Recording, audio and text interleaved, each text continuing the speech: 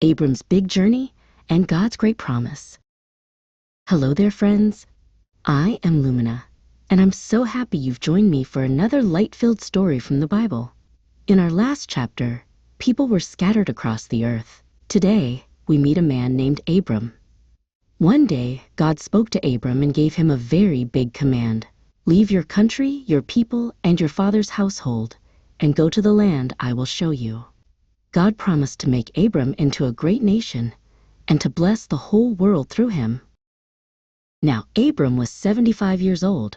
That's quite an age to start a brand new adventure. But Abram trusted God.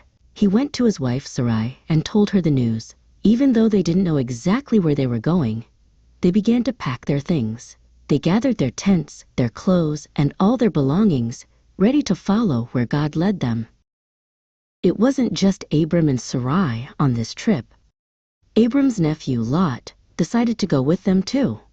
They set out from the land of Haran with a large group of people who worked for them and many animals. It was a long walk through dusty roads and over rolling hills, but they kept moving forward because they knew God was with them. Finally, they reached the land of Canaan.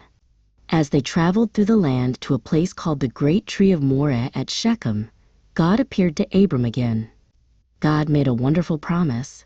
To your offspring I will give this land. Even though other people were living there at the time, Abram knew this land was a special gift for his future family. To show his thanks and to worship God, Abram built an altar out of large stones right there at Shechem. It was a way of saying, "Thank you, God, for your promise." Later, Sarai stood by his side as they looked out over the land, feeling grateful that the Lord had guided them safely to this new home. Abram didn't stay in one place for long. He moved on toward the hills east of Bethel and pitched his tent there. On one side was Bethel, and on the other was Ai. Just like before, Abram built another altar to the Lord and called on the name of the Lord in prayer. Lot helped him gather the stones, learning how important it was to put God first. But then, a difficult time came. A famine struck the land. This means there wasn't enough rain, the crops wouldn't grow, and there was very little food for the people or the animals. Abram decided they needed to go down to Egypt for a while, because there was food there. He and Sarai prepared for the journey to the land of the pyramids. As they got close to Egypt, Abram became worried. Sarai was a very beautiful woman, and Abram feared that the Egyptians might want to take her and hurt him. He said to her, "Please say you are my sister, so that I will be treated well for your sake." It was a moment where Abram felt afraid, even though God had promised to protect him. When they arrived, the Egyptians did notice how beautiful Sarai was. The officials told Pharaoh, the king of Egypt, about her, and she was taken into his palace. Because of her, Pharaoh was very kind to Abram and gave him many sheep, cattle, donkeys, and camels. But God did not want Sarai to stay there.